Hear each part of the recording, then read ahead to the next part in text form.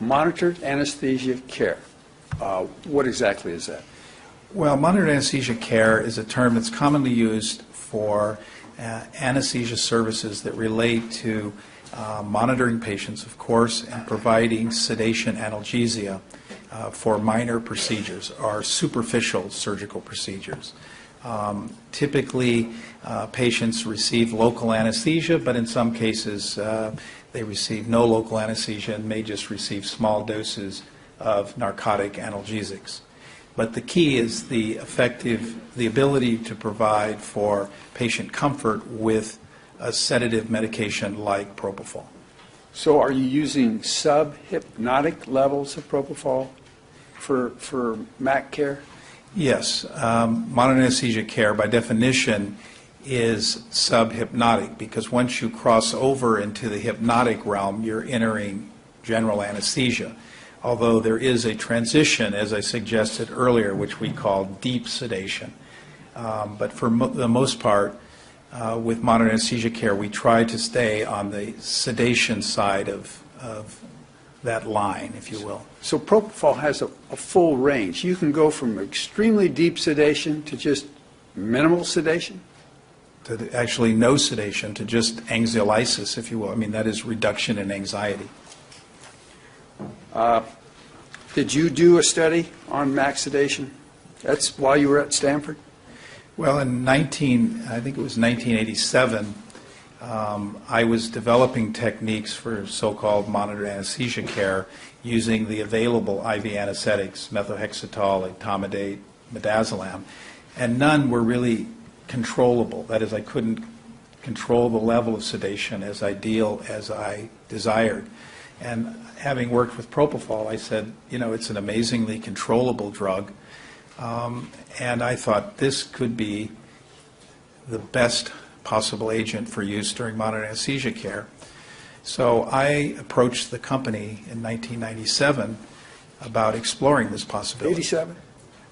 87, I'm sorry. I'm having trouble with That's years. okay. I won't call you Dr. Schaefer. You just get your years right. Okay, I guess we're even, huh? So it was in 1987, shortly after we finished the earlier study that I discussed. I went to the company and said, you know, I've got this group. I think it's a great idea. And they got back to me and said, we appreciate your enthusiasm. We appreciate the fact you've done really good research, which has been instrumental in the drug sort of being on the accelerated path to FDA approval. But you have to understand that we are developing this drug for induction of anesthesia. We want to displace pentothal, which was the major drug, and possibly develop it for maintenance of anesthesia, general anesthesia. And they thought the use for sedation was not going to be an important use for this drug. So they weren't interested in your MAC study. Is that true? Well, not initially, actually. I discussed it at a meeting in the launch meeting just before the drug was approved by the FDA. I actually made a suggestion before a large audience of my academic peers and chairmen and said that I predict by the end of the century you will actually sell more of this drug for sedation than for general anesthesia. And I have to tell you, I didn't intend for it to happen, but I got a nice laugh from almost everybody in the room. But the company said that because you've done good work, we will not sponsor a study directly, but we will give you an educational grant. It was not a great large grant, but a small one. If you will petition the FDA to perform an investigator-initiated study to look at subhypnotic doses of propofol for sedation during monitored anesthesia care. And I went ahead and got what's called an investigator IND, so it's my study, my responsibility. They provided me with the drug, and I compared propofol sedation to midazolam sedation, because that was the, quote, gold standard at the time. So at the time that you were doing this work, am I correct in assuming that propofol had not been cleared by the FDA for use? Correct. That's why I had to get an investigator initiated IND to perform the study. In doing this study at the time, would you consider the use of propofol for conscious sedation and off-label use?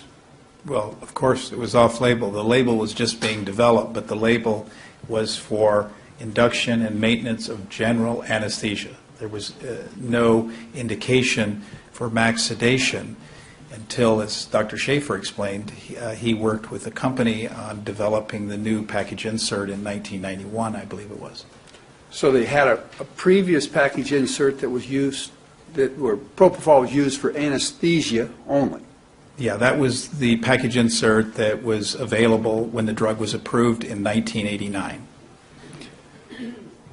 Package insert transition to include other uses? Well, around, I believe, 1991 or 92 is when the company AstraZeneca submitted data to the FDA asking for approval for the indication of max sedation, as we heard from Dr. Schaefer, and for sedation in the intensive care unit. Where did they get this data? Well, they called me in 1990 and said, would I be willing to provide my data to them to use in developing this new indication? And I guess I was naive. I should have got a patent, but I didn't. And I turned over the data because they were gracious enough to give me some support for my research. And interestingly, they asked me if I would agree to allowing Dr. Schaefer to analyze this data on their behalf, and of course, as a colleague, and I said, sure. I mean, Dr. Schaefer's welcome to do that analysis, and that led to a change in the package insert.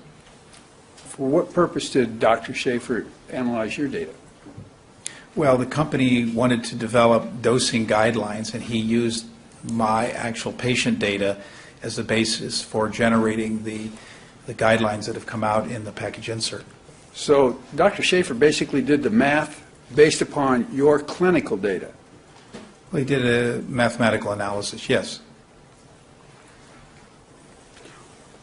And we've used the term off-label.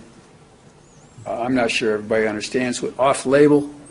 Does that mean it's illegal? If it's No, physicians often use drugs off-label. It just means you're using an approved drug for a disease process or a disorder that isn't currently indicated in the package insert. Package inserts are generated by pharmaceutical companies working with the FDA. And if they haven't submitted data to support an indication, for example, max sedation, even though we had done studies, demonstrated that it was safe and effective, until the company submits the data to the FDA, its use in that capacity is considered quote-unquote off-label. To make it on-label, it has to be approved by the FDA? Correct. So in terms of dosing, in terms of indication and type of treatment. And then when the FDA approves it, it's on the label, and then it's used pursuant to those requirements, and that's considered on-label use? Correct.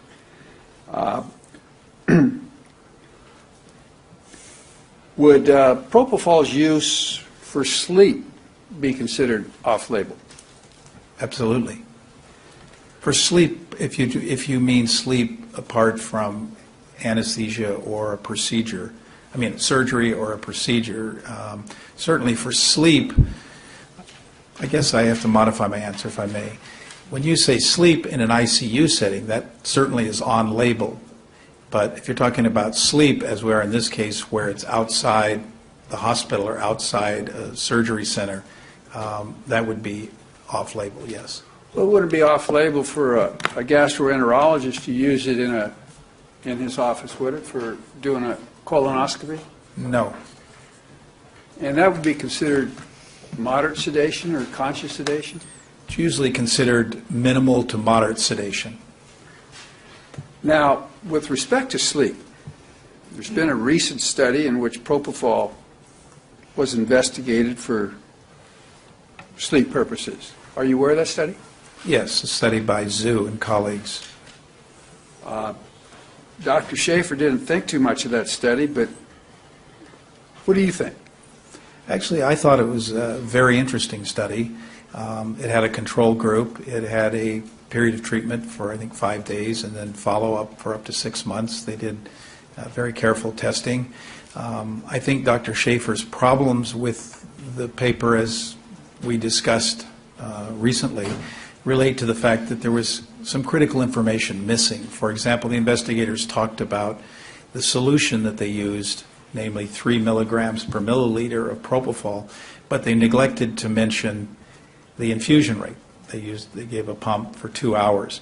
So there was information that's obviously critical that was missing, but my take on the paper was a lot different than Dr. Schaefer's, because I believe that in the review process you can obtain that kind of missing information from the investigators.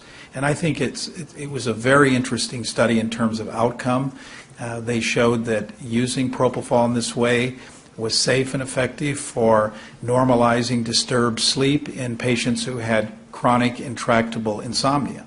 And certainly it's not a definitive study, but as a first study, I thought it was quite interesting, and so I would have a different take. And I think it would be unfortunate if that paper was not, if the authors of that paper were not given an opportunity to at least have their paper reviewed by experts in the field. Now, oftentimes are papers written and then subjected to peer review? All the time. I mean, is this before or after publication that the peer review takes place? Oh, the peer review is before they're considered for publication. And as I said, once they undergo peer review, as an author, we get back critique sheets, very detailed points that the reviewers want us to address. Sometimes they just reject your paper. They think that you cannot respond adequately to the criticisms, but often the paper is just modified and we resubmit it and it's re-reviewed, and if we do an adequate job of addressing the concerns, then it can be considered for publication.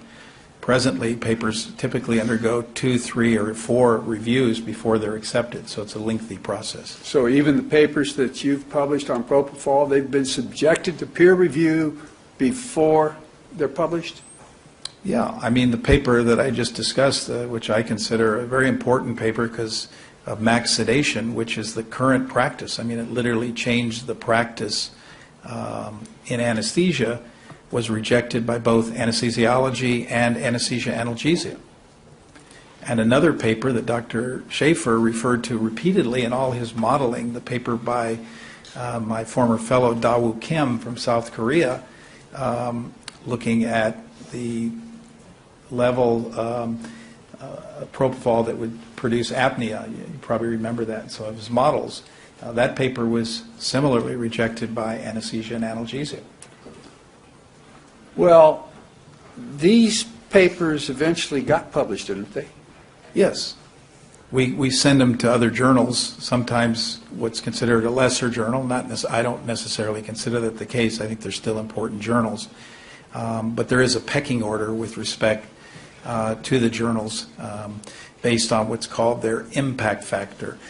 And the impact factor is how often the articles that are published in a journal are cited by other authors and in other journals. So it's something that's very important.